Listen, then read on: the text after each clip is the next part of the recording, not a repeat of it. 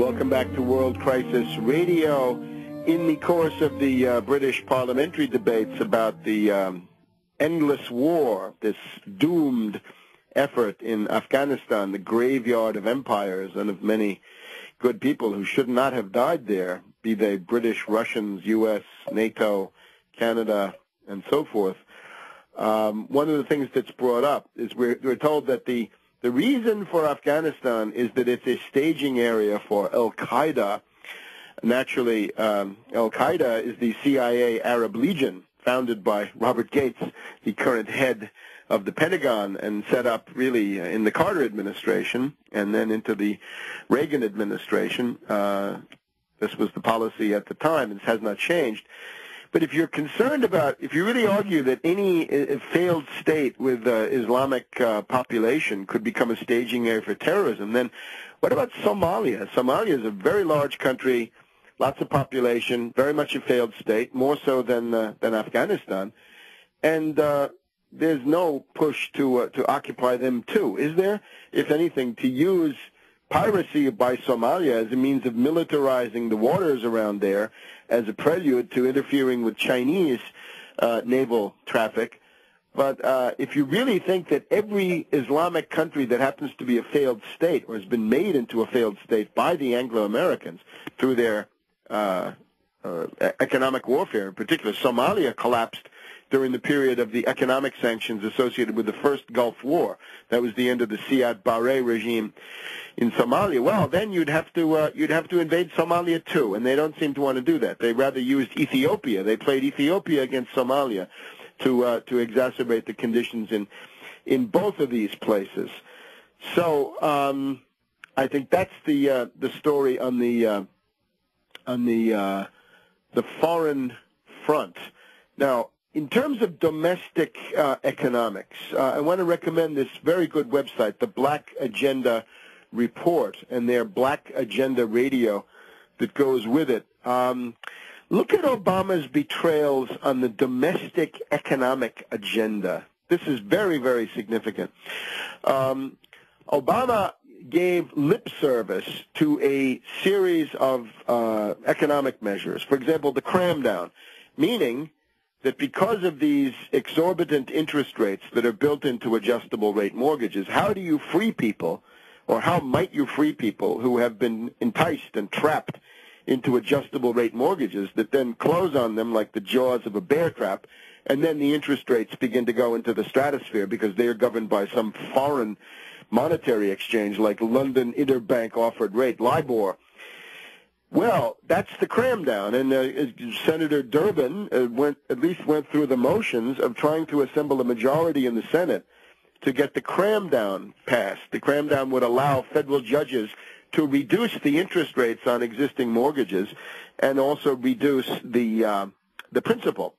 And then we had somebody like Senator Tester of Montana, a great friend of mortgage lenders, as usual, saying, no, a deal's a deal. Well, a deal was a deal for the United Auto Workers until the union was busted by Obama, and they've given up their wages, they've given up their health care, they've given up all of their package of benefits. They've been driven down to the level of sweatshops in Alabama and Mississippi and other union-busting right-to-work states, low-wage states.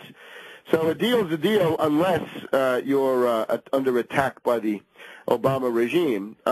Obama invested no political capital into the cram down, and now apparently the Obama administration in the past week or 10 days has formally abandoned any notion of doing anything to reduce the mortgage interest and principal. This only points once again to what I've been calling for: ban foreclosures, stop foreclosures, uniform federal law, clear, orderly, legal, zero foreclosures for the next 5 years, or for the duration of the world economic depression, whichever lasts longer. People stay in their homes. Wall Street is now glutted with bonuses. They eat the losses. Wall Street can easily eat the losses. Take the mortgage write-offs and take them out of the bonuses for the fat cat quants and derivatives mongers over there at AIG and Citibank and so forth. That's economic populism. And if you're not talking economic populism, you're talking economic suicide. There's no middle ground anymore.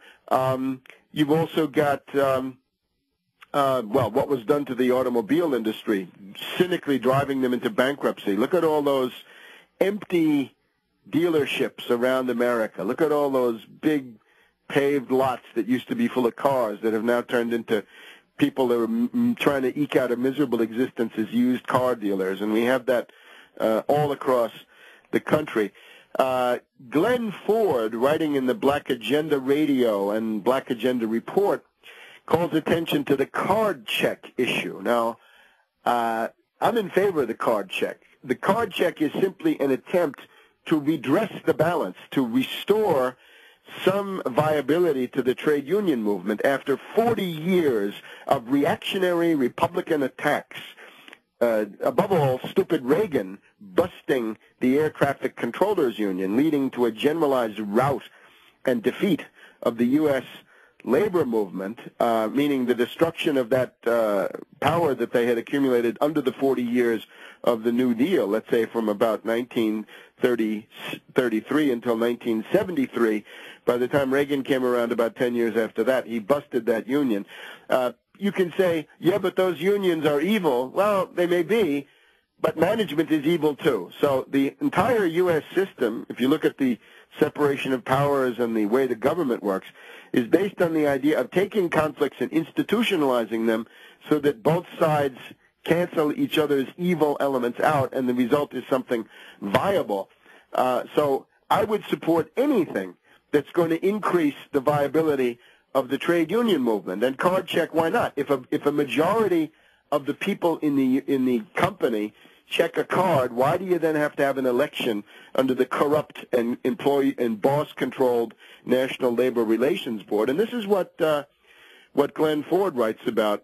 He says that the card check portion of the Employee Free Choice Act appears to be dead, yet more proof that a promise from Barack Obama is essentially worthless.